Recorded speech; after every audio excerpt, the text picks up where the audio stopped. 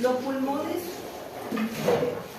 la función de los pulmones es facilitada, pero me estaba leyendo, por diversas características anatómicas que van a permitir, como decíamos, ¿verdad?, su distensión, su retracción, con lo que se logra entonces el desplazamiento de gases al resto del cuerpo y de él puede salir entonces hacia el exterior. Entre los elementos que intervienen en tales funciones está la pared torácica, los músculos de la respiración que aumentan y disminuyen el volumen de la capacidad torácica, las áreas cerebrales, ¿verdad?, que controlan los músculos, las vías y los nervios que unen el cerebro con los músculos. Todo este concepto general lo vamos a ir desglosando en el transcurso de las diferentes clases. Los pulmones son arrastrados a una posición expandida, ¿verdad? Ustedes, cuando nosotros hacemos una respiración profunda, expandimos lo máximo que podemos hacerlo, y todo esto nosotros lo podemos medir a través de diferentes estudios, y en este caso hablaremos de la espirometría, que nos va a permitir evaluar todos esos volúmenes y capacidades del pulmón. La presión en el interior de las vías respiratorias se torna levemente negativa y fluye el aire al interior de los pulmones, como lo estuvimos comentando en la clase anterior. Al final de la inspiración, la retracción pulmonar comienza a devolver al tórax a la posición de expiración, en la cual las presiones de retracción de los pulmones y la pared torácica vuelven a equilibrarse para comenzar nuevamente el ciclo, como lo habíamos comentado. La presión en las vías respiratorias se torna levemente positiva y así sale el aire de los pulmones. La expiración durante la respiración tranquila tiene carácter pasivo en cuanto a lo que no se contrae músculo alguno, que disminuye el volumen intratorácico. Entonces, el otro concepto que habíamos comentado es que la expiración es pasiva y la inspiración es activa. Entonces, aquí tenemos nuestro dibujito para recordar este proceso, donde decíamos que en la inspiración el diafragma se contrae y desciende. ¿Y qué pasa con los músculos? Los músculos se contraen y permiten la expansibilidad, abren la caja torácica, la expande. ¿Y qué pasa con el aire? Entra por las diferencias también de las presiones, como lo comentamos. Y en la expiración el diafragma se relaja y asciende, sube. ¿Qué pasa con los músculos? También se contrae, y la caja torácica también, permitiendo entonces la salida del aire. En forma sencilla, esto es lo que hemos estado conversando. Tenemos 4 funciones principales de la respiración. Los 4 principales componentes de la respiración: la ventilación pulmonar, que lo estuvimos comentando en la clase pasada, referido al flujo de entrada y salida del aire entre la atmósfera y los alveolos pulmonares; la difusión de oxígeno y del dióxido de carbono, que lo vamos a ir viendo en otras clases, entre los alveolos y la sangre; el transporte de oxígeno y del dióxido de carbono de la sangre a dónde, a los tejidos corporales, hacia la célula, los tejidos corporales y desde las mismas; y luego la regulación de la ventilación y otras facetas también de la respiración que vamos a ir nombrando. Entonces, los pulmones se pueden expandir y contraer de 2 maneras: mediante el movimiento hacia abajo y hacia arriba del diafragma para lograr alargar y acortar la cavidad torácica, y mediante la elevación y el descenso de las costillas para aumentar y reducir el diámetro anterior-posterior de la cavidad torácica. Y esto sería la unión, ¿verdad?, de lo que hace el diafragma y los músculos para poder realizar el movimiento de inspiración y de expiración. Y aquí comenzamos a recordar un poquitito lo que habíamos estado diciendo en detalle en la clase anterior, lo que pasaba durante la inspiración con las diferentes presiones. ¿Qué pasa entonces con la presión alveolar?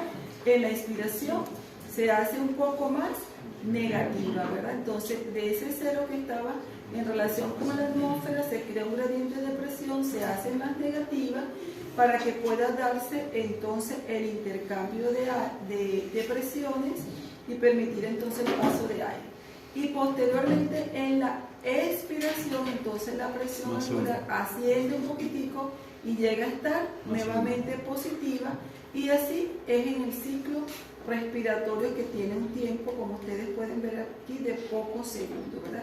Aquí me dicen 2 y aquí está también entre 2 más o menos, pero siempre es un poquito más largo la expiración. ¿Y qué pasa con la presión intrapleural? Que estaba aquí, aquí tenemos -2 y aquí estaremos hablando de -3, ¿verdad?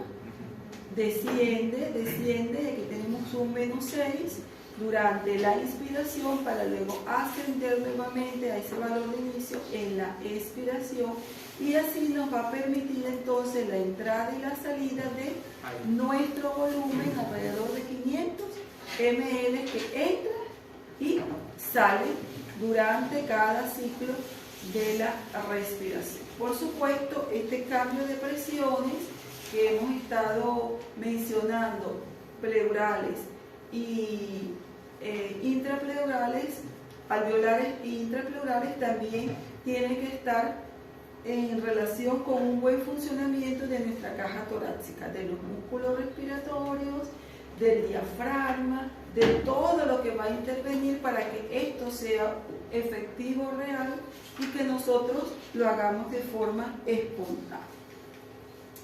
Entonces, ya entrando al tema de lo que son los volúmenes y las capacidades, brinda entonces información sobre las propiedades de ese parénquima pulmonar, de la pared torácica y de su interacción. Tiene que haber un equilibrio entre esto y esto para que estos volúmenes sean normales. ¿Para qué nos sirve evaluar estas capacidades y estos volúmenes?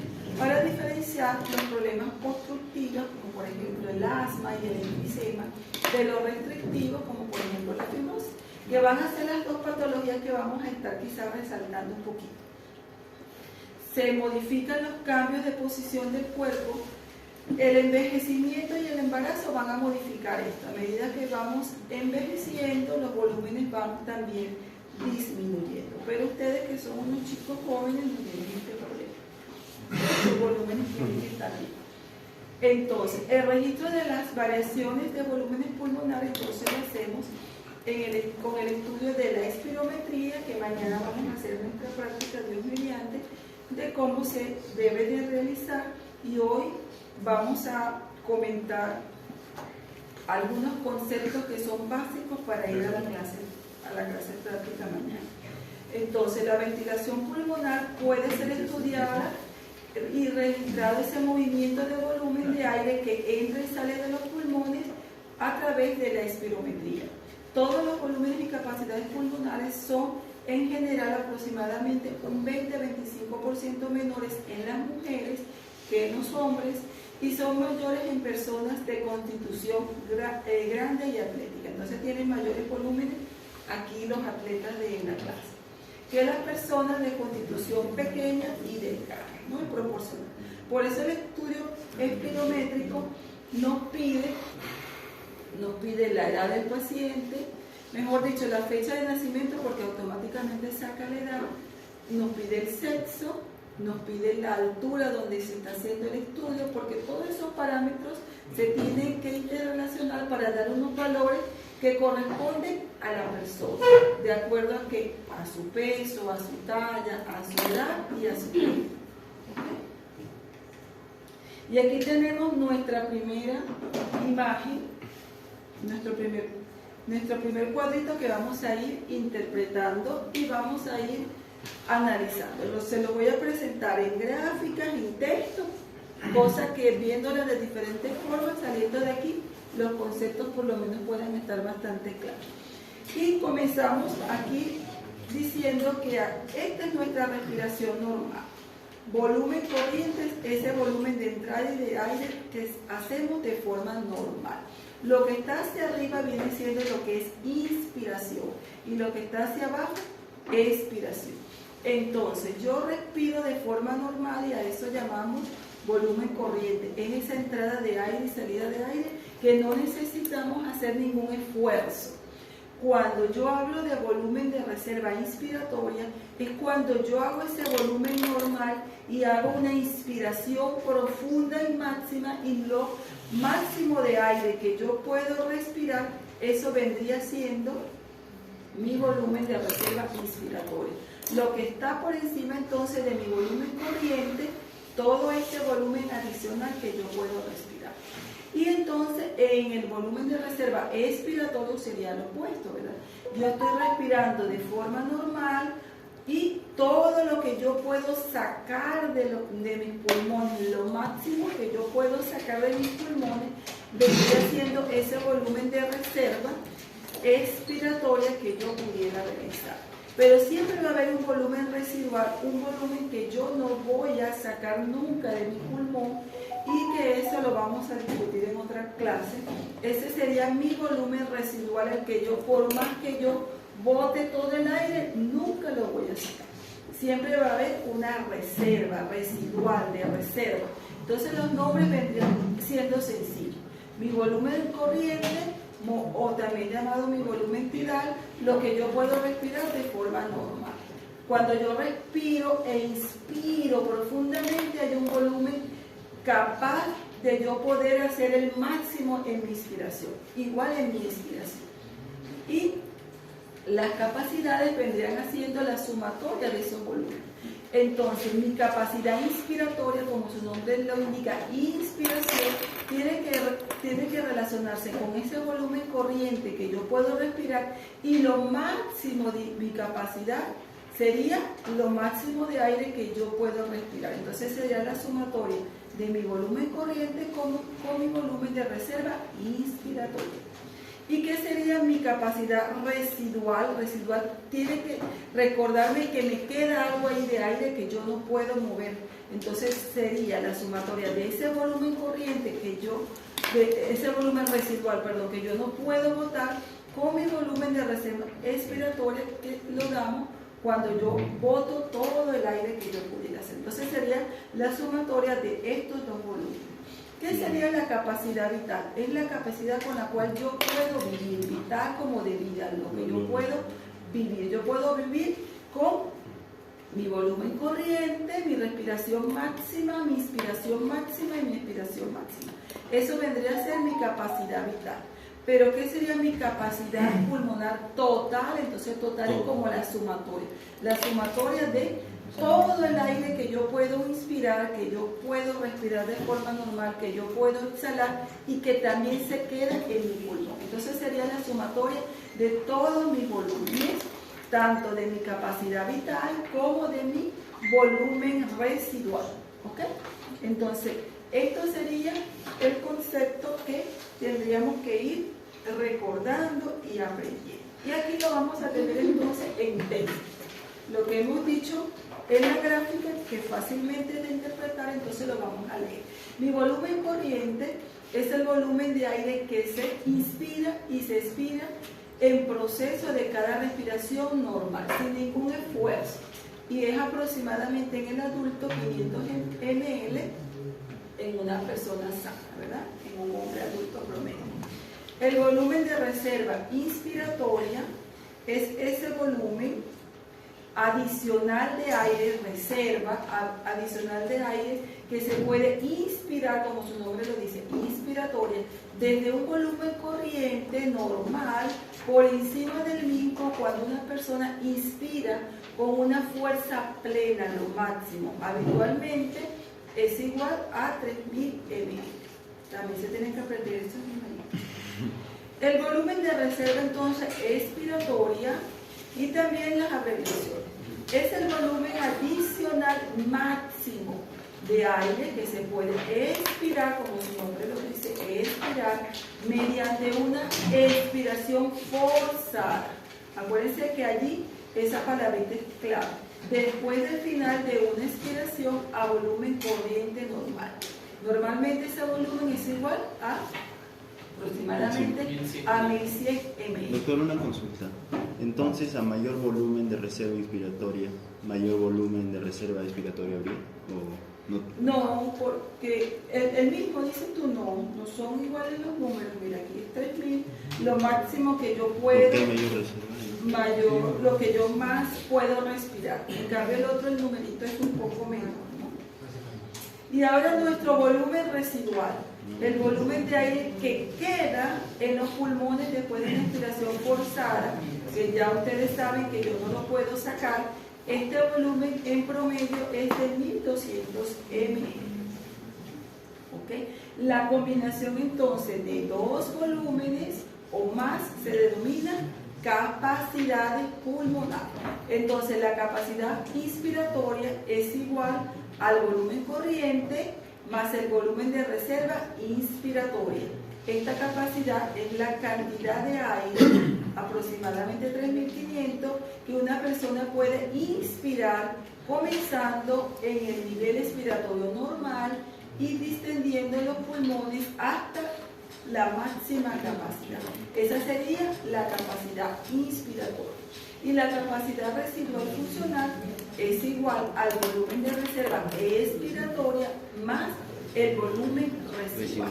Esta capacidad es la cantidad de aire que queda en los pulmones al final de una expiración normal, aproximadamente 2300 ml.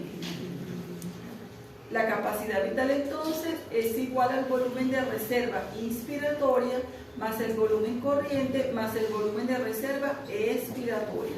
Esta capacidad es la cantidad máxima de aire que puede expulsar una persona desde los pulmones después de llenar antes los pulmones hasta su máxima dimensión y después expirando la máxima cantidad. Es lo máximo que podemos hacer de inspiración y expiración, ¿verdad?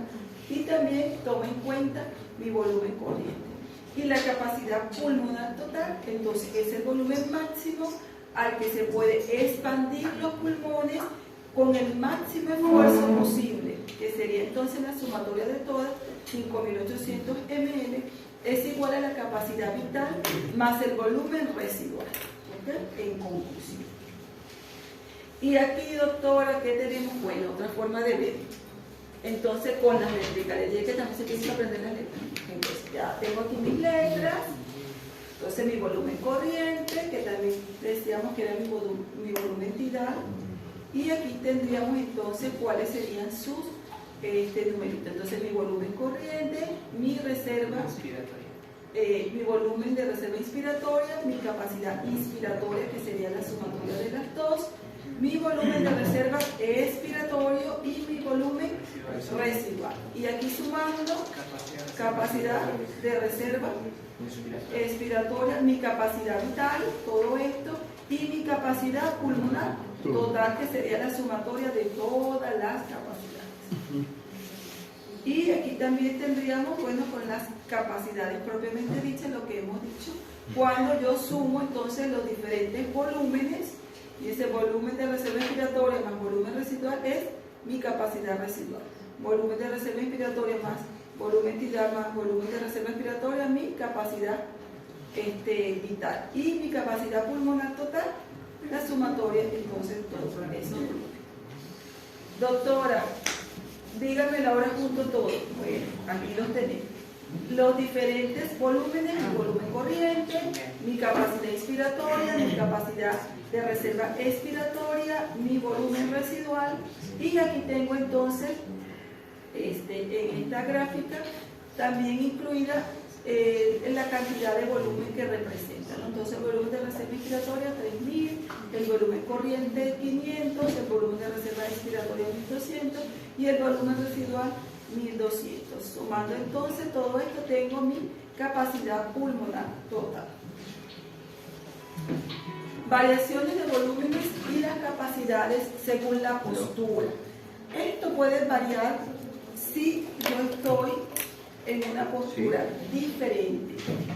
Depende de el volumen pulmonar al iniciar la inspiración máxima, depende de la intensibilidad o la confianza pulmonar, que ya lo hemos comentado, depende de la fuerza de los músculos respiratorios y de la integridad de su inervación, del esfuerzo voluntario que yo pudiera hacer para sacar o inspirar el aire, de la flexibilidad de la caja torácica, pero también de la postura del sujeto. Si se encuentra acostado, el volumen de reserva inspiratoria será mayor. Entonces, fíjense que de todo esto va a depender esos volúmenes, ¿verdad? O sea, hay varias cosas involucradas para que podamos tener esos volúmenes normales. Estos factores también son importantes para determinar la capacidad vital y el volumen de reserva expiratoria. Cambios de los volúmenes y las capacidades pulmonares con el envejecimiento. Decíamos que a medida que vamos envejeciendo ya los volúmenes van disminuyendo, entonces empieza a disminuir a los 25 años, que quizás ninguno de ustedes tenga todavía esa edad. Entonces, por las caras creo que no. Entonces todavía ustedes están con sus volúmenes normales. Se pierde retracción elástica pulmonar y distensibilidad pulmonar, se pierde la retracción elástica pulmonar y la distensibilidad pulmonar va a aumentar. Disminuye la fuerza de los músculos de la respiración, disminuye la superficie alveolar, la distensibilidad torácica disminuye, aumenta la capacidad de reserva funcional, la capacidad pulmonar total es igual o menor y aumenta el volumen residual, disminuye el BEF1, que ya vamos a hablar de él, y disminuye el flujo respiratorio pico en el percentil de 25 a 75. Entonces todos estos cambios los podemos ver durante el envejecimiento. Por eso cuando hacemos el estudio de la función pulmonar, nosotros tenemos que evaluar la edad del paciente para tomar en cuenta todo eso. ¿Okay? Entonces este sería nuestro primera clase de las capacidades. Ahora sí vamos a ver la importancia de esto al hablar entonces de la espirometría.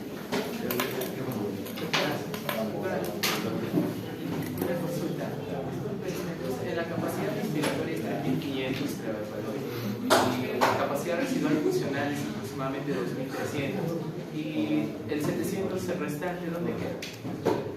Porque varía. Puede quedar allí una reserva. Porque ahí está el volumen residual y el volumen de expiración. El volumen residual va a quedar siempre allí, no se va a modificar. Igual lo tenemos que sumar para el volumen, digámoslo así, total, mi capacidad pulmonar total. La sumatoria de todo eso oscila en ese promedio. Puede ser 6.000, un poco menos de eso.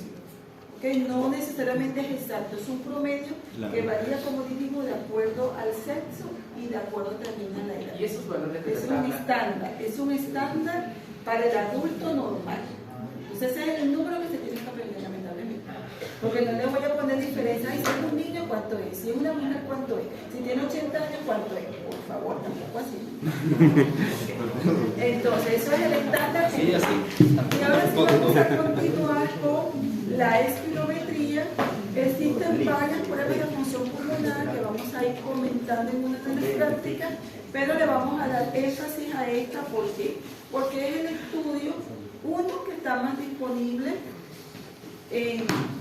actualmente para un médico general. Dos, todo médico general debe ser capaz de realizar incluso una espirometría e interpretarla. Aunque las maquinitas, el espirómetro, me da el resultado, pero yo tengo que interpretarlo y saber decir esto es erróneo o no. Comenzando, porque a veces llenan mal los datos del paciente. Y a veces yo solamente con revisar el título, el enunciado y veo Julio Pérez, pero él no tiene 30 años, tiene 50. Ya yo puedo inferir que el estudio está mal, porque no se tomó en cuenta la edad verdadera de mi paciente.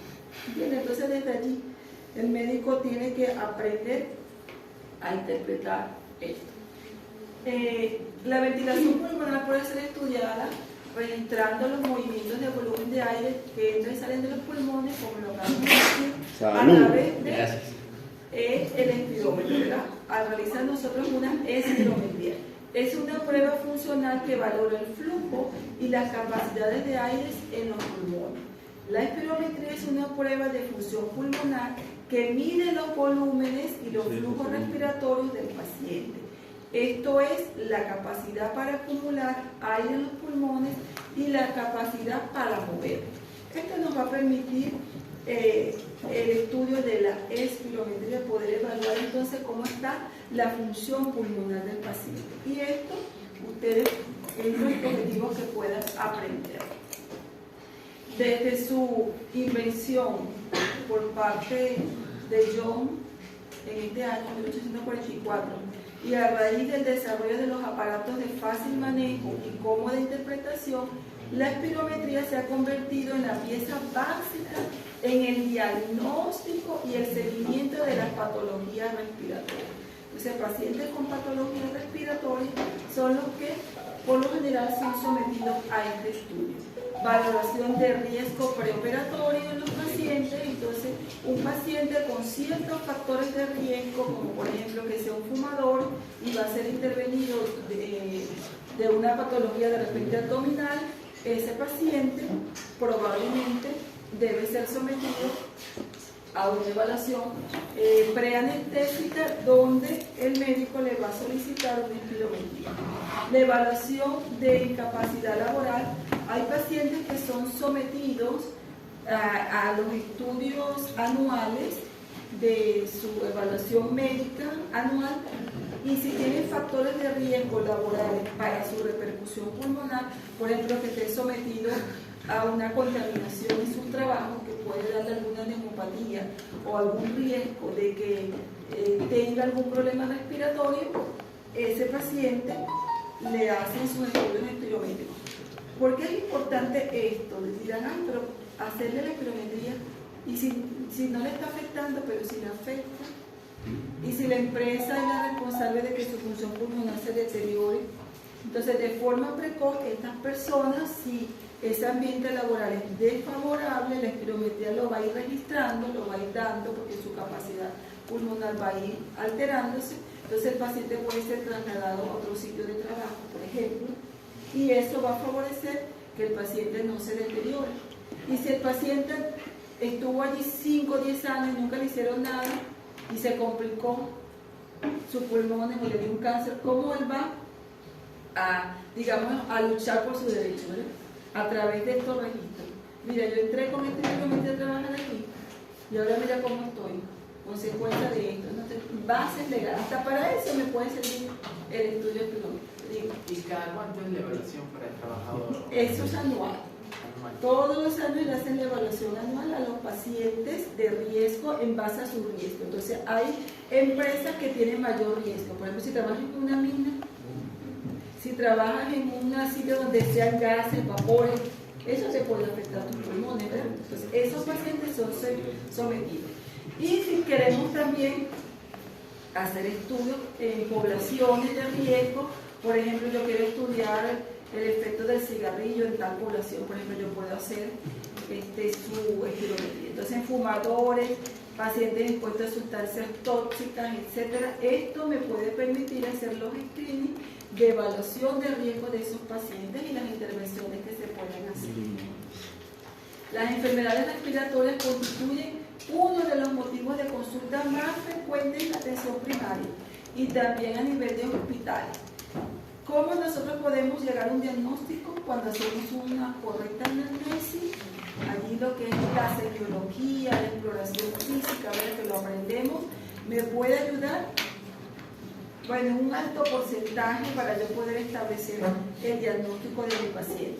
Pero también utilizo la radiología para yo poder establecer la patología, también me orienta, y tengo la espirometría, y estos 4 pilares me pueden ayudar a yo establecer mi diagnóstico en mi paciente. Entonces tengo a la mano la anamnesis, síntomas y signos de mi paciente, el examen físico que ustedes van a estar desarrollando hoy, vamos a tener una clase de radiología y vamos a evaluar entonces nuestra función pulmonar a través de la espirometría.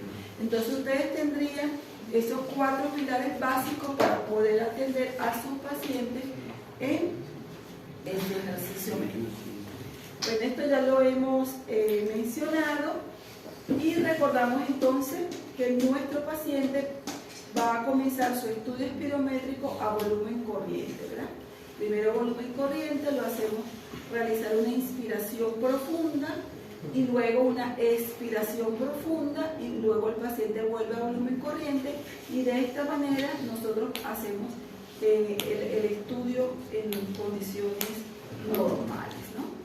Y aquí, bueno, para que vuelvan a recordar las diferentes capacidades y los diferentes volúmenes. No, doctora, a mí me gusta el inglés. Bueno, aquí lo tienen en inglés para que también entonces se lo recuerden. La forma es que esto se lo tienen que saber, entender. Aquí lo tienen con los diferentes volúmenes, los diferentes sumatorias para que, bueno, si les gusta el inglés, esta cosa, para que puedas recordar lo que acabamos de mencionar. Entonces, el espirómetro está formado por un tapón invertido, como lo pueden ver acá, sobre una cámara de agua.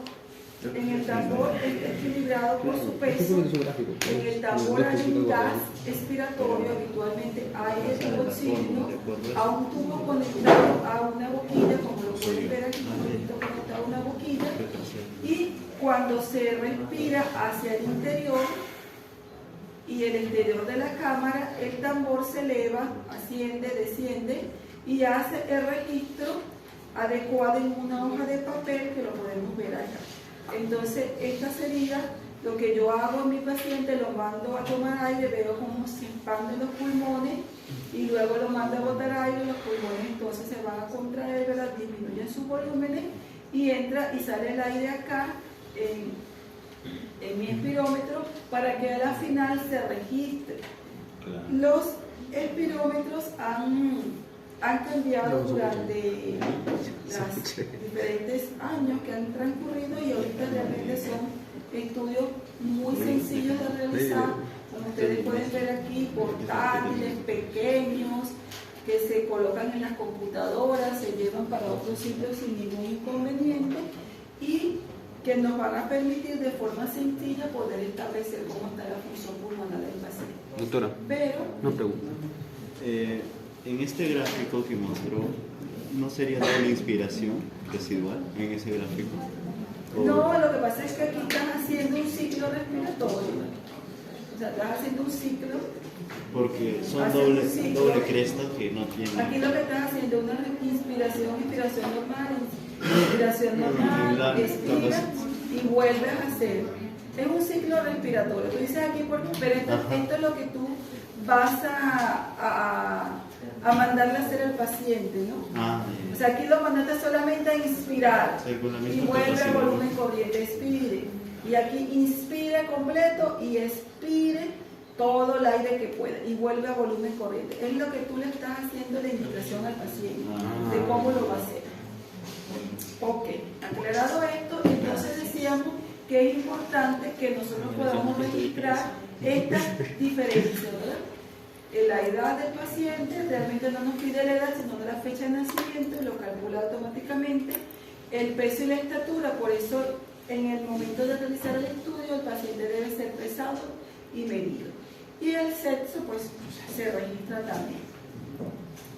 Vamos a tener que existen mediciones estáticas, que van a ser los volúmenes, y mediciones dinámicas, que van a ser esos flujos, flujo-volumen, volumen-tiempo, y volumen pulmonar cambia con el tiempo. Se tienen los volúmenes expiratorios del paciente y ya lo vamos a ir desglosando.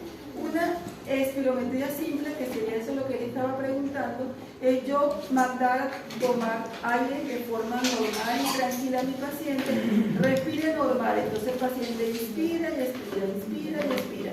Y luego le digo, tome aire profundo, el paciente toma aire profundo, bótelo de forma suave, el paciente lo bota de forma suave y vuelve a respirar normal, sin hacer una inspiración máxima. El paciente realiza una inspiración máxima, no forzada, tras una inspiración máxima. Entonces, esto sería sin un esfuerzo. En cambio, como lo dice la espirometría forzada, va a tener un esfuerzo. El paciente realiza una inspiración máxima forzada, en el menor tiempo posible. Le mandamos a botar el aire de forma rápida y sostenida, tras una inspiración máxima. Es la técnica más útil y más habitualmente empleada, ya que además del cálculo de los volúmenes estáticos, nos aporta información sobre su relación con el tiempo, y esto es los flujos respiratorios. Entonces vamos a tener aquí nuestra espirometría forzada, donde vamos a tener nuestro flujo de aire, todo lo que el paciente puede botar, y le medimos aquí su volumen de aire que va a botar. Y aquí podemos evaluar el volumen de aire que el paciente está botando en el tiempo que el paciente lo va a realizar. En cuántos segundos el paciente es capaz de botar ese aire de forma máxima. Por lo general en el primer segundo se bota casi todo el aire, ¿no? Entonces esto es lo que vamos a nosotros a ir interpretando en la espirometría. Y bueno, las capacidades ya lo vimos, ¿verdad? La capacidad vital forzada, el volumen expiratorio forzado, sí lo vamos a mencionar y recordar. Entonces recordamos el primer concepto. Capacidad vital forzada, el volumen máximo de aire que puede ser expirado forzadamente, como su nombre lo dice, forzada. Expirado forzadamente después de una inspiración hasta la capacidad pulmonar total. Entonces, el volumen de máximo de aire que yo puedo botar cuando yo hago mi máximo esfuerzo es útil para medir la resistencia de la vía aérea. El volumen expiratorio forzado en el primer segundo, entonces esto sería sobre presión, el BEF1. Y todos estos conceptos son preguntas de examen. Volumen expiratorio forzado en el primer segundo es el volumen máximo de aire expirado en cuanto, como su nombre lo dice, en el primer segundo forzadamente después de una inspiración hasta capacidad pulmonar total. Entonces yo mando a tomar aire a mi paciente, lo mando a tomar lo máximo de aire que pueda y luego lo mando a botar el aire rápidamente, y eso yo lo mido. Lo que él sea capaz de botar en el primer segundo, eso va a ser mi volumen expiratorio forzado en el primer segundo. Entonces sería el volumen máximo de aire expirado en el primer segundo forzadamente. El mismo nombre te lo va diciendo, volumen expiratorio forzado, y el 1 es para el primer segundo. El volumen corriente ya lo hemos estado nombrando. El volumen corriente va a ser ese volumen que entra y sale de forma normal, ¿verdad? Y aquí vamos a hacer una relación entre la capacidad vital forzada y el volumen expiratorio forzado en el primer segundo, y nos va a dar un cociente que va a relacionar el volumen expiratorio forzado y la capacidad vital forzada. Esa relación del BEF1 con la capacidad vital forzada en porcentaje nos va a permitir evaluar cómo está esa capacidad pulmonar del paciente. Nos permite establecer entonces el porcentaje de la capacidad vital forzada expirada forzadamente durante el primer segundo, y lo normal es que esté siempre en 80 por encima de este valor. Es un buen índice de la resistencia de las vías aéreas. Entonces, el cociente va a ser la relación entre el volumen expiratorio forzado y la capacidad vital forzada, el BEF1 y la capacidad vital forzada expresada en porcentaje. El flujo medio a la mitad de la expiración forzada. El flujo medio lo vamos a evaluar en nuestra curva entre el 25 y el 75. El flujo medio máximo medido trazado en una línea entre los puntos que representa el 25% y el 75% de la capacidad vital forzada. Se puede detectar obstrucciones al flujo del aire. Entonces, este flujo lo vamos a encontrar en la espirometría con esta abreviación. y el BEF1 así, y la capacidad vital forzada así. Así es que va a aparecer la cicla, por eso se lo tienen que aprender. Y la relación es el BEF1 entre la capacidad vital forzada. El volumen forzado en 6 segundos. Entonces aquí sería el 6. Fíjense que no se puede confundir porque sale el numerito. Este parámetro ha sido utilizado como sustituto de la capacidad vital forzada en el primer segundo, ya que implica menos esfuerzo por parte del paciente. Sin embargo, particularmente yo de verdad no lo utilizo, yo sigo utilizando el BEF1. Hay algunas literaturas que pueden registrar este valor, sin embargo, quizás todavía no está estandarizado, ya que implica menos esfuerzo, como dijimos, para el paciente porque es en el 6º segundo y tiene menor, por parte del paciente, es más repetible que la capacidad vital forzada en pacientes con obstrucción y tiene menor posibilidad que exija fatiga del paciente y en otras complicaciones como que el paciente se desmaye, le dé un síncope. Sin embargo, de repetir la maniobra, ¿no? Como la tenemos que repetir 3 veces como mínimo y después 3 veces más, entonces el paciente se puede cansar, agotar. Y por eso dice que podemos hacerlo en el 6º segundo. Sin embargo, existe todavía poca información acerca de los predichos de este volumen, o sea, todavía no está claro y por eso nosotros seguimos utilizando el BEF1 y no el BEF6. Volumen extrapolado es la cantidad de aire liberado accidentalmente antes de iniciar la exhalación abruptamente. O sea, yo le mando a mi paciente que bote el aire, ¿no? Primero que tome el aire volumen corriente, inspire profundo y luego yo le mando a que bote el aire lo más rápido que pueda, que exhale el aire abruptamente. Se relaciona con espirómetros de circuito abierto o de inseguridad al paciente al realizar la maniobra. Es ese aire que el paciente libera de forma accidental antes de que se empiece a registrar en el espirómetro. Ya lo vamos a ver. Entonces, existen muchas indicaciones de espirometría. Yo puedo evaluar a los pacientes con sintomatología respiratoria.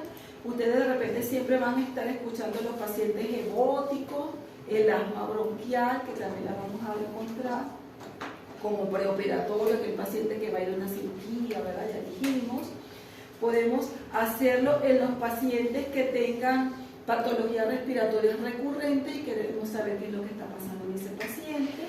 Que podemos evaluar la severidad de las enfermedades respiratorias, qué tan comprometida está la función pulmonar de ese paciente. Podemos hacerle seguimiento a esas enfermedades respiratorias y también a su tratamiento, lo que le estoy dando le está mejorando, pero también a las enfermedades que puedan afectar la función pulmonar, como por ejemplo la insuficiencia cardíaca, enfermedades neuromusculares, daño pulmonar por radioterapia o fármaco, también son indicaciones. Determinación del trabajo, del tratamiento y evaluación de la respuesta a lo que acabamos de comentar, sobre todo en mis pacientes con asma, con EVO, yo puedo evaluar cómo está su función pulmonar. La evaluación de riesgo en enfermedades respiratorias, en sustancias tóxicas, en fumadores, ¿verdad? Quizás todavía no está, no es un ebótico, pero yo puedo ver qué tanto ya le ha repercutido los años de fumador que tiene. En los riesgos por sustancias tóxicas, aquí tenemos algunas patologías que pueden darlo. Determinación del pronóstico de los pacientes con enfermedades respiratorias. Hay pacientes que están francamente comprometidos, que necesitan oxígeno domiciliario constante. Entonces yo puedo ver su pronóstico de ese paciente, puedo ver la incapacidad respiratoria e inclusión de individuos al programa de rehabilitación o razones legales, lo que acabamos de decir, de las compensaciones económicas, los seguros. Entonces, todo eso son herramientas que van a permitir al paciente que tenga una incapacidad que ha sido consecuencia de su trabajo, poder beneficiarse, ¿no? El riesgo prequirúrgico, en el asma, en el EVO, como ya lo hemos comentado, preoperaciones en pacientes que están en rehabilitación ahorita. Por la pandemia, muchos pacientes que no tenían supuestamente nada respiratorio han quedado con secuelas. Entonces, podemos evaluar las secuelas de esas enfermedades, el paciente que está en rehabilitación pulmonar, el riesgo quirúrgico en cirugías grandes o en cirugías torácicas, hay que hacerle su función pulmonar. Y bueno, para la investigación, yo quiero hacer un estudio, quiero comparar qué función pulmonar tiene tal tipo de pacientes con otro. Entonces, para la investigación, entonces, como ustedes pueden ver, las indicaciones es por qué yo solicito mi estudio. Tienen que tener presente ese concepto. El grupo anterior quedó mal porque no sabía que eran indicaciones. Indicaciones, ¿por qué yo le solicito el examen a este paciente? Bueno, porque este paciente es asmático, porque este paciente lo vamos a operar. Por eso yo le estoy solicitando, ¿no? Y las contraindicaciones, ¿por qué yo no le puedo hacer la espirometría en este momento a ese paciente? Entonces hay contraindicaciones relativas, como cirugías recientes, infecciones, por ejemplo, infecciones activas respiratorias. Yo puedo esperar que mi paciente pase el proceso respiratorio y luego yo puedo entonces hacer el estudio. Hay pacientes que tienen complicaciones, una neumotórax que tenga menos de 2 semanas y ya después de allí yo se lo puedo hacer. Y el paciente que ha tenido un infarto, no le voy a mandar a hacer un esfuerzo respiratorio que le pueda desencadenar una angina, ¿verdad? Entonces todo esto serían contraindicaciones relativas que si el paciente supera el proceso, le ponen tratamiento, mejora, entonces el paciente puede ir a un estudio más adelante. Pero hay indicaciones absolutas en el momento del estudio. Yo tengo que saber aquí, mira, bueno, un paciente que tiene ahorita un síndrome coronario agudo, ahorita tiene un infarto, yo no le puedo hacer. Tiene un aneurisma aórtico grande, gigante, no, tampoco le puedo hacer. Un paciente que está vomitando sangre, un paciente que tiene sangrado pulmonar, tampoco. Un paciente que tiene inestabilidad hemodinámica, un tromboembolismo pulmonar masivo, yo no le puedo hacer ahorita. Un paciente que tenga una hipertensión arterial que no esté controlada, tampoco. Una embarazada con preeclampsia, tampoco. Un paciente con hipertensión intracraneana, desprendimiento agudo de retina, ahorita no, pues yo lo voy a hacer, forzar su aire va a generar una fuerza que puede empeorar su desprendimiento. Entonces hay momentos donde estas patologías me van a hacer una contraindicación absoluta que no lo puedo realizar porque es contraproducente para mi paciente. Tenemos tipos de sensores o espirómetros de flujo. Vamos a tener los espirómetros de flujo o flujos abiertos. Aquí tenemos el neumotacógrafo, que tiene sus características, sus ventajas y desventajas con respecto a los otros, ¿no? Tenemos los espirómetros de turbina, los anemómetros y los ultrasónicos, ¿no? Cada uno tiene su ventaja, su desventaja, su principio de acción, para que ustedes puedan luego detallarlos en profundidad, porque quiero dedicar más tiempo a la interpretación de la espirometría. Y bueno, aquí tenemos uno de los más utilizados, el neumotacógrafo, el sensor de flujo que mide la diferencia de presión que se genera al pasar el flujo laminar, por aquí, el paso del flujo, a través de la resistencia, de una resistencia conocida. Este tipo de resistencia más conocida es la de tipo de Living o tipo de Frames. Y aquí tenemos entonces esa resistencia de tipo de Living y de Frames, que fíjense que son más pequeñas, ¿verdad? El filtro allí para el paso del aire en este tipo de dispositivo. Y aquí tenemos el sensor de flujo tipo turbina. Aquí tenemos el modelo o el ejemplo de turbina. Y aquí tenemos las diferentes boquillas que utilizamos. Por lo general utilizamos estas boquillas de cartón. Lo ideal siempre que nosotros podamos tener un filtro de la boquilla. El filtro, sobre todo los pacientes que tienen proceso respiratorio. En el COVID teníamos que utilizar siempre nuestro filtro, ¿verdad? Un paciente que esté en tratamiento por tuberculosis, un paciente con fibrosis quística, que tenga una patología de colonización por pseudomonas, o sea, tiene que tener filtro. Pero lo ideal es que deberíamos utilizar el filtro con todo lo posible, pero el costo quizás no lo permite, ¿verdad? Y en la práctica no vamos a tener filtro, así que vamos a tener la boquilla. para que sepa.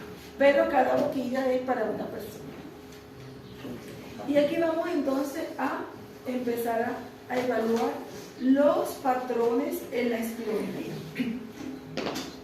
Y esto, por favor, preste desde aquí atención, porque después las preguntas y nadie responde, o el 70% cae en una pregunta súper fácil. Entonces, vamos a comenzar a ver las imágenes. Aquí tenemos, digámoslo así, las diferentes volúmenes que yo voy a ir recordando, por eso les dije que se tienen que aprender las cifras, ¿no? Entonces aquí tendríamos un registro normal, aquí tendría yo mi volumen residual. Si yo comparo cada uno de estas imágenes que estamos colocando en el patrón restrictivo y en el patrón obstructivo, ¿qué pudiera yo decir de volumen residual en el patrón obstructivo? ¿Cómo estaría? ¿Qué es más? Aumentado, ¿verdad? En el patrón obstructivo, ¿cómo estaría? Aumentado. Y aquí, dicen todo, si ustedes ven esto, ustedes comparan esto con esto, ¿no ven que esto está todo chiquitito? Todo está más pequeñito que esto. Y si yo comparo este con este, aquí lo que más me resalta es volumen residual. Y que a la larga me va a modificar qué cosa. ¿Qué me va a modificar si esto aumenta? La capacidad de reserva residual funcional. me la va a modificar. El volumen de reserva expiratoria se va a mantener, pero acuérdense que para la capacidad de reserva funcional es la sumatoria de estos dos volúmenes. Sí. Este va a aumentar, pero ¿quién es el que está favoreciendo el aumento? El volumen residual. El volumen residual. Y por lo tanto, toda mi medición estaría modificada, ¿verdad? Porque esto me lo estaría modificando. Y aquí básicamente yo pudiera decir, si yo comparo, es que aquí todo es más pequeño. Entonces, el primer concepto, en la parte obstructiva estamos viendo que todo está más pequeño, en la parte restrictiva todo está más pequeño, en la parte obstructiva tengo aquí como resaltante mi volumen residual. Allí. Para yo poder entonces comenzar a interpretar mis curvas, que ahí comienza el problemita, para algunos, ¿no? Porque hay otros que lo entienden a la perfección. Son los que no se duermen, como aquel jovencito que estaba viendo dormido. Espero que se despierte de aquí en adelante. Entonces tengo mis tres curvas. Mi curva normal, que ya la vamos a describir dentro de un ratito, todas las características, pero vamos a ver aquí primero la imagen.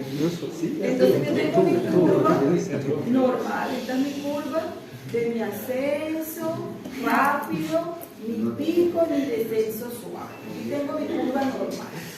Ya dijimos que en el patrón restrictivo los volúmenes son iguales, pero más pequeñito en todo, ¿verdad? Entonces, ¿cómo sería la curva? Igualita, pero más pequeñita, ¿verdad? Más pequeñita, pero igual no llega a mi pico más alto de acá, ¿verdad? Porque hay una restricción. ¿Y qué pasa en la obstrucción? Diferente. Sí, va a ser diferente, tiene su ascenso también, pero su caída es diferente. Si usted compara esta caída recta aquí hay como una pequeña curvita. Entonces la caída en el proceso obstructivo es diferente que en el normal y en el restrictivo. Entonces ahí comienza mi interpretación. Ya lo vamos a ir desglosando poquito a poquito. Esta es la introducción. Tengo una pregunta. No logro entender muy bien los conceptos de obstrucción y restricción. Ya vamos a ir avanzando. Te estoy dando la primera cucharadita. Espérate que avance. ¿Ya? Entonces aquí para que este dibujito, porque después la práctica, doctora, ¿dónde sale la curva? Jóvenes, en la clase que les di de teoría, ¿en qué parte? Porque no prestan atención.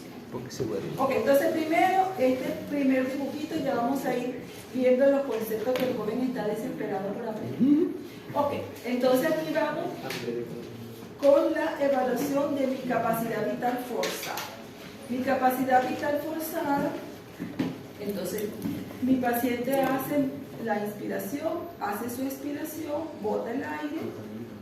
Fíjense que aquí tengo mi volumen residual que tiene estas características en normalidad. Tengo lo normal, mi volumen expiratorio en el primer segundo, 4 litros, capacidad vital forzada 5 litros y mi relación dijimos que tiene que estar en un 80%.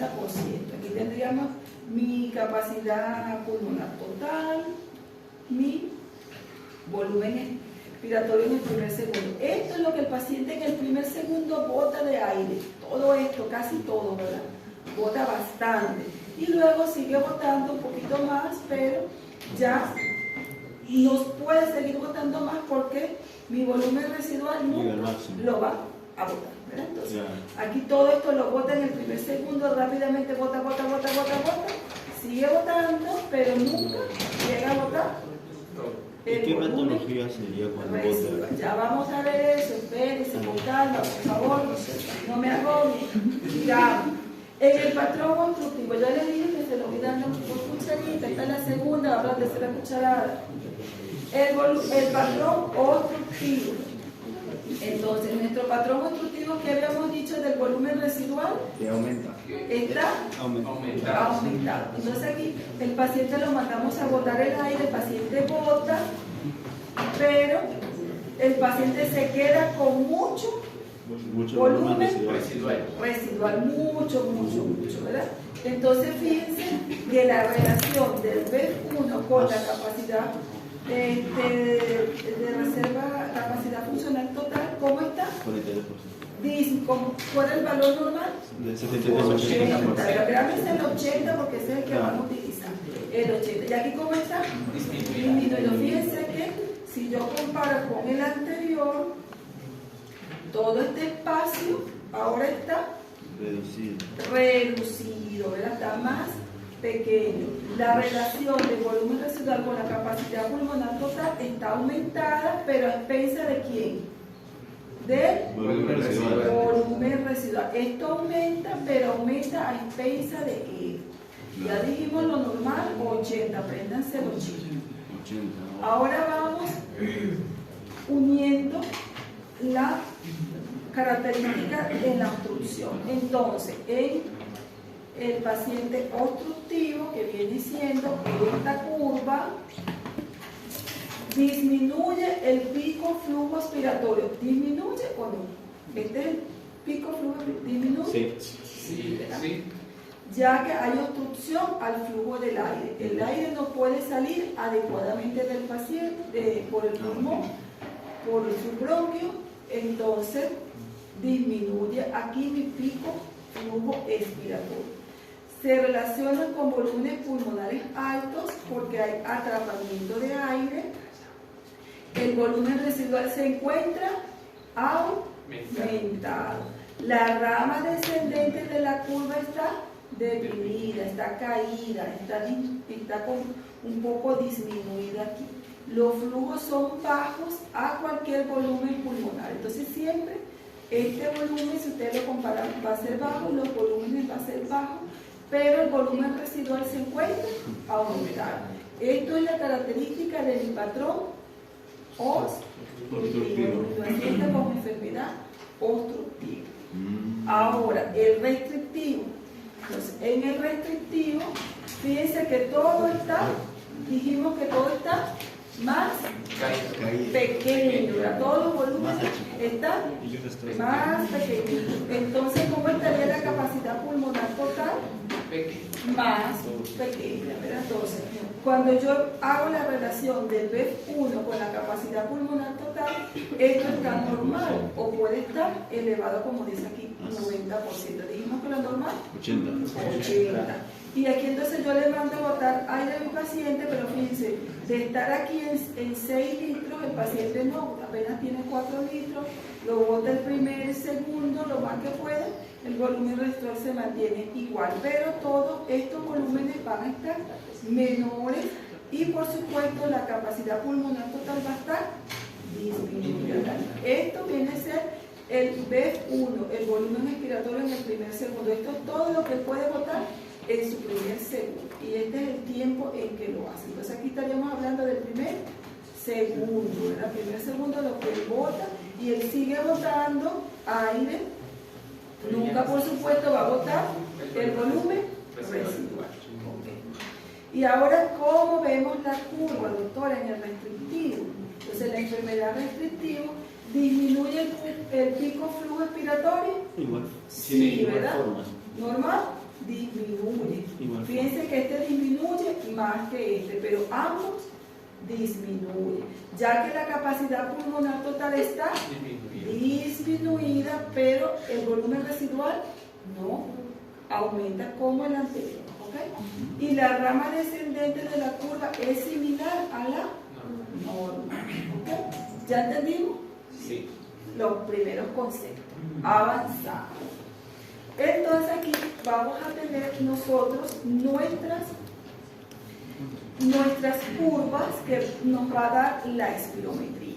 Entonces, dijimos que vamos a tener dos curvitas que hemos mencionado anteriormente.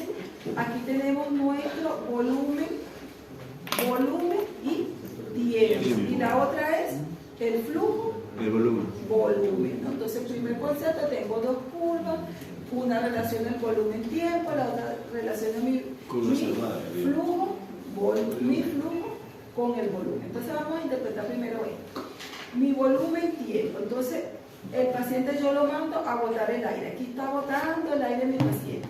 En el primer segundo, fíjense, en el primer segundo, mi paciente ha botado casi todo su aire, ¿verdad? En el primer segundo es esa expiración forzada en el primer segundo. Ha botado casi todo su aire, pero a él todavía le queda un aire más que botar hasta llegar al volumen residual que ya no puede botar más aire. Claro. Usted le manda y ya más de allí. Entonces, en el tiempo, el paciente se espera que en 5 o 6 segundos él logre botar todo el aire que usted lo manda que tome aire nuevamente, o ya él no va a poder y va a tener que tomar aire por su propia voluntad. ¿Okay? Entonces, aquí tendremos nuestra interpretación. Y aquí tendríamos ese FE en 2575, que también es importante para evaluar en mi paciente, que me puede evaluar también cómo está su proceso constructivo. Y aquí tendríamos entonces la capacidad vital funcional. Todo esto me está representando todo lo que el paciente puede inspirar y expirar en un tiempo determinado. Ahora, cuando yo evalúo el flujo volumen, yo estoy comenzando esto sería inspiración y esto sería expiración. El paciente está botando el aire, botando, expirando, expirando, botando, botando, llega a su pico máximo y luego de allí cae, ¿verdad? Y me hace la curva característica, un ascenso rápido y un descenso suave, donde en el descenso yo puedo evaluar esa relación de 25, 75, que sería este espacio, esta cantidad de aire que el paciente bota acá. Y aquí llega otra vez al máximo que él puede botar, porque ya el volumen residual no lo puede botar. Y luego aquí vuelve a inspirar el paciente. Entonces, si ustedes comparan lo de arriba con lo de abajo, tiene la misma, casi la misma altura, ¿verdad? Ustedes ven aquí el mismo volumen, acá casi llega a lo mismo, ¿cierto? Entonces es comparable la altura de arriba con la altura. Esa es otra característica que tienen que reconocer. Por eso todo lo que entra sale. El flujo inspiratorio depende de que de la fuerza de los músculos inspiratorios, de la retracción elástica del pulmón y de la resistencia de la vía aérea. El pico flujo se observa a volumen pulmonar normal, intermedio entre la capacidad pulmonar total y el volumen de reserva. Y aquí, ¿qué pasa cuando esto es voluntario, ¿no? Entonces yo estoy en una espirometría tratando de motivar a mi paciente. Y ha pasado en las curvas que hacemos ahí en la práctica. Entonces yo le digo a mi paciente, tome aire, y el paciente pues no me colabora mucho, ¿no? Esa es gráfica de... Y hace esto, no botó el aire como debía. Y vuelvo y yo le sigo animando, entonces mi paciente sigue y me hace una curvita un poco mejor. Hasta que ya el paciente verdaderamente me entiende y bota el aire adecuadamente y puede hacer la curva. Esto va a depender entonces de la motivación que yo pudiera darle a mi paciente. Por eso en la espirometría nosotros tenemos que decirle al paciente cómo es la maniobra y motivarlo en el transcurso de la maniobra a botar el aire. Sígalo botando, lo bota. ¿Ok? Entonces aquí tenemos la expiración y la inspiración. Y este sería mi volumen corriente cuando yo comienzo. Tome aire, bote aire, tome aire, bote aire. Cuando llega aquí, tome aire fuerte, el paciente toma aire fuerte. Luego, bótelo fuerte, bótelo, bótelo, bótelo, bótelo, bótelo, bótelo, y sigue botando, botando, botando, botando, hasta que ya el paciente no puede botar. Es más o menos así. Aquí tenemos el dibujito ahí del espirómetro. No se parece tanto al que vamos a ver mañana. Sirve para el diagnóstico entonces de patología pulmonar obstructiva, restrictiva, mixta, de las dos. Normalmente el flujo inspiratorio máximo es similar al flujo expiratorio máximo, ya lo vimos en la curva, ¿no? Es igual el flujo inspiratorio máximo al expiratorio máximo. A volúmenes pulmonares altos, el flujo de aire es dependiente del esfuerzo. A mayor esfuerzo, mayor flujo. ¿Okay? A volúmenes pulmonares bajos, el flujo es independientemente del esfuerzo, ya que se da por la compresión dinámica de la vía aérea. O sea, si yo hago volumen bajito, normalito, volúmenes bajos, ya ahí no me va a hacer esos cambios que estamos viendo. A volumen corriente van a ver el circulito nada más y el paciente respirando. Ok. Entonces, hay tres parámetros importantes que tenemos que ver en una espirometría. La espirometría ustedes van a ver muchos números, muchísimos, pero hay tres valores que son importantes registrar para yo saber si hay una patología obstructiva o una patología restrictiva o una patología que tenga de las dos cosas que llamamos mixta. Entonces, esos numeritos y esos valores que vamos a identificar va a ser la capacidad vital forzada, esta abreviación, el BEF1 y la relación que exista entre ambos, el cociente de la capacidad vital forzada y el BEF1, el volumen expiratorio forzado en el primer segundo. Entonces esos tres son los parámetros que yo voy a evaluar.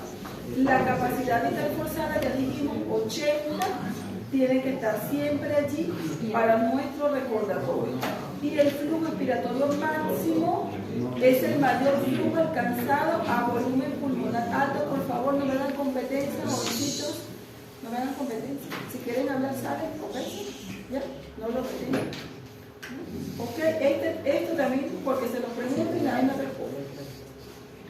Tenemos que recordar nuestros dos tipos de registros. Ya dijimos una curva de volumen-tiempo, donde este registro de volumen de aire expirado en función del tiempo empleado en la expiración.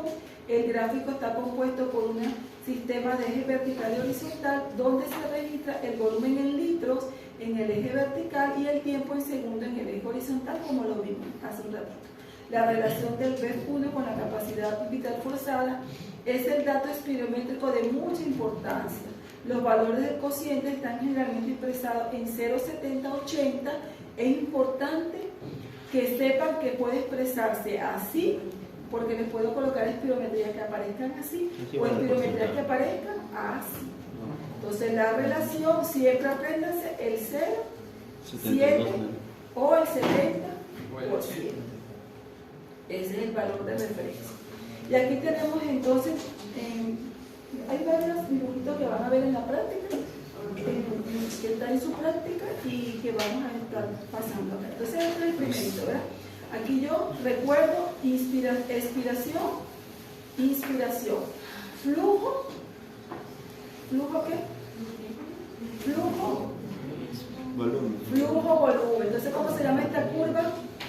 Flujo, volumen. Entonces aquí yo registro la expiración, el ascenso, ¿verdad? El ascenso de mi paciente, mi curva en ascenso rápido, mi descenso suave, mi P, aquí lo registro, el descenso gradual, y todo esto va a representar entonces la capacidad vital forzada.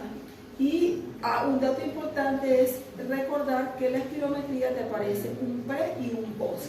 El pre es el primer estudio que realizamos y el post el que se realiza con broncodilatador. Y tenemos la otra curva que es el volumen en el tiempo. El paciente está expirando en el primer segundo, bota la mayor cantidad de aire para luego seguir botando el resto. El resto de segundos que queda aproximadamente tratamos de llegar a 6 segundos, ¿verdad? Y aquí tenemos una meseta en la curva volumen-tiempo. Y aquí tenemos nuestro volumen extrapolado que ya lo definimos anteriormente. Y aquí tenemos entonces, comenzamos a describir los criterios de aceptabilidad de mi curva, que es pregunta de examen. Criterios de aceptabilidad, criterios de calidad que debe de tener mi curva. Entonces, mi curva debe de tener un inicio de ascenso vertical, un ascenso rápido vertical. Debe tener mi flujo pico, mi pico máximo acá, y luego debe tener un descenso suave, como dice aquí, en forma triangular. Y en la curva volumen-tiempo, aquí tenemos un ascenso donde el volumen extrapolado siempre tiene que ser menor de 100 ml, por lo tanto siempre tiene que estar aquí donde le corresponda al 0, que también es pregunta de examen. Si aparece aquí, no es lo normal. Ok, entonces aquí resumiendo los criterios de aceptabilidad, tenemos el volumen extrapolado, va a representar el número 1, siempre debe de estar en el 0, al inicio, no puede estar acá, tiene que estar aquí. El extrapolado debe representar menor de 100 ml o 5% de la capacidad vital forzada. Tenemos el 2 que viene siendo mi ascenso rápido, tenemos mi flujo máximo, luego viene mi descenso suave, como dice aquí, sin artefactos que puedan favorecer que esto tenga una forma diferente. Y al final, el 5, el volumen residual llegando al eje de las X, ¿no? Entonces aquí tenemos, esta es mi característica normal. Y en el volumen tiempo vamos a tener entonces mi extrapolado, que siempre tiene que estar a partir de aquí del 1, mi ascenso igual, rápido, luego voy a tener mi meseta, que ya la describimos anteriormente, y va a representar el tiempo espiritual según lo que se describe, ¿no? O sea, aquí tendríamos nuestro tiempo expiratorio y lo vamos a tener en forma de una meseta. Aquí tenemos las dos curvas, donde recordar que aquí estaremos representando mi flujo expiratorio forzado en el 75 y en el 25, que este también es un parámetro para evaluar. Entonces, expiración y inspiración. Y los patrones espirométricos, entonces vamos a tener un patrón obstructivo, un patrón restrictivo y un patrón que puede tener la combinación de el patrón obstructivo va a tener una capacidad vital forzada normal o disminuida. ¿Cómo está el BEF1? Siempre va a estar disminuido. Y la relación del BEF1 capacidad vital forzada siempre disminuye. Esto va a ser lo característico de mi patrón obstructivo. Mi patrón restrictivo, ¿cómo está la capacidad vital forzada? Disminuido. Y eso es lo que yo voy a ver. El BEF1 puede estar disminuido y la relación va a estar normal o aumentada. Entonces, el patrón obstructivo se caracteriza por un valor índice de BEF1, capacidad vital forzada, o la relación con el BEF6, pero nosotros vamos a tomar siempre el BEF1 fijo del 70% o 0,7. Ese es el otro número que se tiene que aprender. Son dos numeritos que se tienen que aprender. Y el valor de la capacidad vital forzada, dijimos que el valor de referencia es 80 normalito. Entonces, aquí tenemos nuestras tres curvas. Ya dijimos cómo eran las curvas en forma general y cómo sería mi patrón normal, mi patrón obstructivo, dijimos que era más pequeño y tenía una caída diferente. Y el patrón restrictivo, todo es más pequeño, pero mantiene la forma de la curva muy parecida. Y aquí es lo que pasa cuando hay ciertos errores en la curva. ¿Qué puede representar?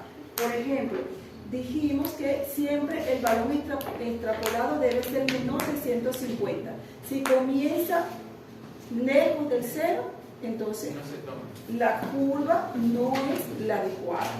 Si el paciente tose durante el estudio, fíjense lo que hace la curva. Esta es la característica del paciente cuando tose.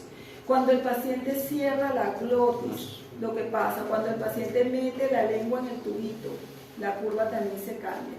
Cuando el paciente tiene esfuerzos variables, ¿verdad? No bota el aire adecuadamente, lo bota mejor y aquí hace una mejor curva.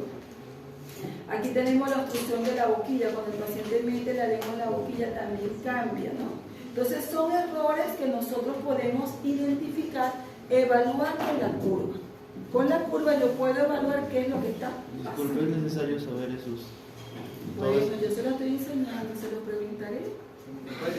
Pero todo.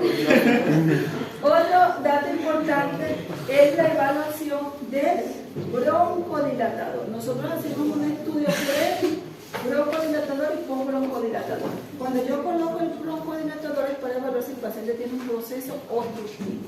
Y eso yo lo voy a ver con mi colocación de mi salbutamol. Yo coloco el salbutamol, 400 microgramos. Por lo general en el niño grandecito también utilizamos la misma dosis. Y a los 30 minutos, 20 minutos que ya tendríamos el efecto del salbutamol, yo vuelvo a repetir mi espirometría, donde yo voy a ver. Entonces fíjense aquí, el rojito es el paciente con pre-broncodilatador. La curva de interpretación es la primera curva. Los estudiantes del grupo anterior interpretaban la segunda. La de interpretación es la primera curva, la del pre. El pre es la que ustedes me van a describir. El post es el cambio que se realiza por efecto del broncodilatador, donde yo voy a encontrar que un paciente que tenga respuesta al broncodilatador, ustedes van a ver que su curva va a estar más grande que la del pre, ¿sí? Miren el pre más pequeño y la post más grande. Entonces en el post broncodilatador ustedes van a ver un cambio si lo hubiese. ¿Cómo evalúa el cambio? Evaluando el BEF1 en el post, en la prueba del post, donde yo voy a encontrar un aumento de 200 ml o un 12% de diferencia de cambio. Cuando yo encuentro esto, yo voy a decir que hay respuesta al broncodilatador. La ventilación voluntaria máxima es otro parámetro a evaluar, sobre todo en los adultos. Es el mayor volumen de aire que puede desplazarse al interior y exterior de los pulmones en un minuto mediante un esfuerzo voluntario. Ahí están las referencias para hombres y mujeres. Y aquí tenemos entonces la interpretación de nuestra espirometría, lo que yo espero encontrar como normalidad en mi capacidad vital forzada, en mi BEF1, fíjense que son los mismos números, y en el índice 70, ¿okay? Y en el 25-75 mayor de 60. ¿Okay? En la vía aérea, por lo general, también yo puedo evaluar estos parámetros, sobre todo en los niños, evaluamos muy bien la vía aérea. Y lo que ya dijimos, el patrón obstructivo, cómo va a estar cada uno de ellos, y en el patrón restrictivo, cuáles van a ser los cambios. Entonces yo llego a mi algoritmo diagnóstico. Yo primero tengo que ver mi curva. Mi curva es repetible. Es repetible, el paciente hace 3 maniobras y la curva se mantiene igual, con lo mismo. Entonces, sí, ese es el primer criterio, ¿no? Mi paciente repite el estudio 3 veces. ¿Es reproducible? Sí. Entonces yo comienzo mi interpretación. Como ya les dije, el espirómetro le da la respuesta, pero ustedes tienen que hacer el ejercicio. Entonces yo evalúo, lo primero que yo tengo que evaluar es cómo está mi índice de relación BEF1 y capacidad vital forzada. Si el índice está mayor de 0,7 o 70%, entonces yo puedo decir que si está mayor a esto, yo tengo que ver si hay un componente obstructivo en ese paciente. Si está mayor al 80%, entonces el paciente estaría normal. Pero si ese índice de capacidad vital forzada está menor, entonces yo pudiera decir, bueno, aquí probablemente hay un patrón mixto. ¿Por qué? Porque también está disminuida la capacidad vital. Entonces tendré una combinación. Pero en general, lo primero que yo voy a identificar si es un patrón restrictivo o no, si es un patrón mixto. Primero son básicos, y si los dos están alterados, ya, pues entonces un patrón mixto, ¿no? Entonces aquí tengo, ¿hay obstrucción o no? Entonces si la relación, el índice está menor, yo me voy a hacer un patrón obstructivo, el índice está mejor. Si la capacidad vital forzada está menor de 80, entonces es un patrón restrictivo sin componente obstructivo. Si la capacidad vital forzada está normal, entonces el índice está normal y la capacidad vital está normal, entonces una espirometría normal. Entonces, dependiendo de cómo esté mi índice, mi capacidad vital, yo puedo decir es un paciente restrictivo o un paciente obstructivo o tiene una combinación. ¿Y cómo yo sé el grado de severidad de mi paciente obstructivo, de mi paciente restrictivo? Evaluando la capacidad vital forzada y evaluando el BEF1. Si el paciente tiene un componente obstructivo, yo tengo que evaluar el BEF1. Y el número que me dé, yo lo busco aquí en mi tablita. Entonces, si el paciente tiene menos de 35 de su BEF1, entonces es un paciente muy severo. Y así sucesivamente. Si está entre 35 y 49 severo, moderado o leve, si está por encima de 65, pero por debajo de ¿cuánto? De 80. Y si yo quiero saber el grado de restricción, yo evalúo el grado de restricción a través de la capacidad vital forzada. Entonces, el obstructivo con el BEF1 y el restrictivo, capacidad vital forzada, aunque los valores son los que yo tengo que evaluar, serían los mismos. ¿Okay? Y establezco mi severidad. Estos son los pasos para hacer la espirometría, lo vamos a hacer en la práctica mañana. Y aquí es para ver el resultado de mi espirometría. Entonces, mire, hay muchos números, pero yo tengo que evaluar 3 números en el PRES. Entonces, aquí tengo 3, el paciente le hicieron sus 3 espirometrías. Entonces, el predictivo del BEF1 es lo primero que yo tengo que buscar en mi BEF1 con mi capacidad vital forzada, mi índice. ¿Cómo está este número? ¿Normal o bajo? Un poco bajo. No veo. 65. 85. Está un poco alto. 80. Tiene que estar en más de 0, 7 O 0,8. o 70%. Entonces, ¿tiene 85? ¿Estaría normal? Sí, está normal porque es mayor de 70% o de 0,70. ¿Ok? Entonces, yo diría aquí que mi índice, mi cociente está normal. Entonces, ¿qué tengo yo que seguir evaluando según mi algoritmo diagnóstico? Yo tengo que ver cómo está mi capacidad vital forzada. Entonces, mi capacidad vital forzada está en 103. ¿Cuál es lo normal? Más de 80. ¿Está normal o no? Sí. Normal porque está por encima de 80. Así que acuérdense que cada individuo es diferente. Yo puedo tener 90, 85 y es normal para mí, mi altura, todo eso que ya les dijimos que es independiente. Y por último, yo tengo que evaluar mi BEF1, que tiene que estar por encima de 80. Entonces estaría normal. Entonces, fíjense, tengo muchos números, pero yo tengo que evaluar en el pre, no en la relación de los diferentes individuos, en el predictivo. Yo tengo que evaluar mi predictivo, estaría normal, y luego paso a buscar el porcentaje del predictivo en la capacidad vital forzada en el BEF1. Y deben de estar por encima de 80. Y yo diría que es una espirometría normal. Ahora, doctora, ¿cómo yo evalúo si hay respuesta no al broncodilatador? En el predictivo, esto sería el paciente en el estudio pre, o sea, sin broncodilatador, y este sería en el post con broncodilatador. Pero ¿qué tengo que buscar, doctora, en el post? El porcentaje, porque entonces vienen y me ponen este numerito, no es este, es el porcentaje. Dijimos que en el porcentaje, si hay por encima del 12%, hay respuesta al broncodilatador. En este caso dio 0, ¿hay respuesta? No hay respuesta porque no está por encima de 12. Si tiene 8, doctora, no hay respuesta. ¿Tiene 11.90? No hay respuesta. Tiene que tener 12 o por... ¿Tiene 30, doctora? Sí. Hay respuesta. ¿Tiene 25? Hay respuesta. O sea, él tiene -1, no hay respuesta. ¿Ok? Porque puede salir de -1, -10. ¿Ok? Entonces, lo primero que yo voy a buscar es mi índice. en el predictivo. No en el que es el de referencia para todos los. O sea, esta es la referencia para la edad, para el sexo, de que todo lo que colocaron en los datos en relación con otras personas. Pero para esa persona, su resultado fue 83. ¿Está normal? Sí, porque está por encima de 70%. Anteriormente les coloqué.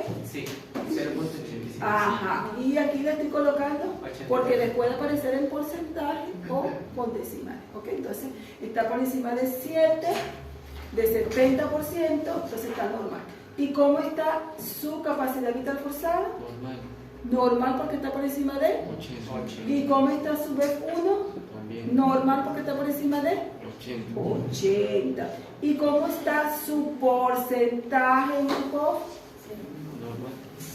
No hay respuesta porque no está por encima de 12%. 12%. Ay, doctora, pero usted me dijo que también podía ser por encima de tantos litros. Ah, bueno, entonces aquí viene, pero lo más fácil es ver el porcentaje de cambio. Entonces, en este caso, en el PREF y en el POF, yo tengo que evaluar en el BEF1 los litros para yo saber si hay o no respuesta. Entonces hago una resta de estos litros con estos 4.530 litros menos 3.343 litros, mejora porque está por encima de 150 litros. ¿Se acuerdan? Acá.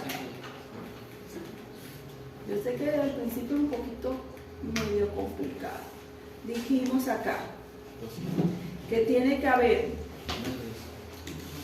12% de cambio, que es el mejor para buscar. Sí. El otro es haciendo una resta, ¿no? Del volumen expiratorio en el primer segundo en el POF, menos en el PREF, y tiene que ser mayor de 200. Entonces bajamos. Entonces aquí, si yo hago 4.000, hagan ustedes a ver si me da esto. Él me dice que mejora porque hay 1.100 litros. Y dijimos que tiene que ser más de 200. Pero aquí quizás, bueno, que usted la calculadora, yo les voy a pedir el porcentaje de cambio, que es más fácil de identificar. En este, ¿cómo estaría el porcentaje de cambio? ¿Hay respuesta o no hay respuesta al broncodilatador? Porque está por encima de 12%. Entonces es un 28% de prueba positiva y una respuesta al broncodilatador. Ok. Doctor, ¿y cómo yo voy a responder mi espirometría? Entonces, mi espirometría yo la tengo que responder así. Este es mi ideal para con ustedes. Ustedes me puedan decir, doctor, es una espirometría normal. Pero las que son alteradas se describen de esta manera. No que es mixto, puro, completo, no se inventan unas palabras. Realmente nosotros lo interpretamos así: patrón restrictivo, eso sería lo mismo. Pero cuando yo establezco la severidad, yo tengo que establecerlo así. Entonces yo diría, es un patrón restrictivo obstructivo con el siguiente enunciado: perturbación de la ventilación de tipo obstructivo. Acuérdense que el obstructivo, yo veo el BEF1, su resultado, y establezco la gravedad. Entonces es leve, moderado, severo o muy severo, dependiendo de qué. ¿Dependiendo de qué? De el porcentaje. Entonces yo veo mi BEF1 en el patrón y veo en el patrón restrictivo la capacidad vital, el porcentaje. Y en base a eso yo establezco entonces si mi paciente tiene un patrón de tipo leve, moderado o severo, sin respuesta al broncodilatador si el porcentaje es menor de 2. Y con respuesta al broncodilatador si es mayor de 2. Puedo tener una perturbación de la ventilación de tipo restrictivo. El componente obstructivo está normal, el BEF1 está normal. Entonces puede ser leve, moderado o severo dependiendo del porcentaje de la capacidad vital. Sin respuesta al uso del broncodilatador si no tiene respuesta. Si tiene respuesta yo tengo que especificarlo.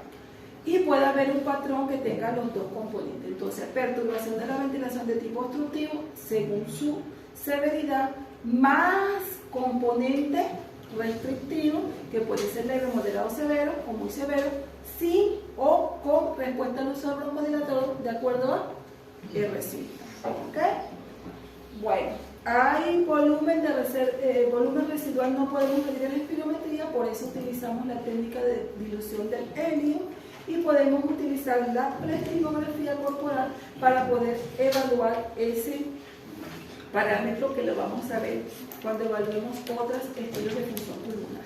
Y aquí llegamos a lo que queremos llegar, estos patrones característicos en mi paciente asmático y en mi paciente erótico, ¿no? Entonces, si yo evalúo, esto se lo van a leer con calmita ustedes, las diferencias clínicas, pero la limitación del flujo aéreo, que es lo que estamos viendo en la espirometría. Entonces, ¿cómo es la prueba de broncodilatación en un paciente asmático? Significativa. Es un paciente que responde al broncodilatador. Y en el paciente gótico, habitualmente poco o nada significativo. Por lo general no responde al broncodilatador. Reversibilidad de la obstrucción es reversible, en cambio en el paciente gótico no hay. ¿Responden a los corticosteroides los pacientes asmáticos? Sí, responden muy bien, muy buena respuesta. En cambio, en mi paciente gótico es indeterminada o es variable su respuesta. Ahí tenemos una diferencia de lo que estamos estudiando ahorita en cuanto a su función pulmonar. Ok, muchas gracias. Ahora, espero que lean su guía de espirometría y ya entiendan por qué el examen se va a cerrar. Pero mañana concluiremos las preguntas claves de la práctica, ¿no? Mañana. Listo. Entonces, chicos, los que llegaron tarde, repito, desde Grego Gustavo hasta Brenda, es el primer grupo de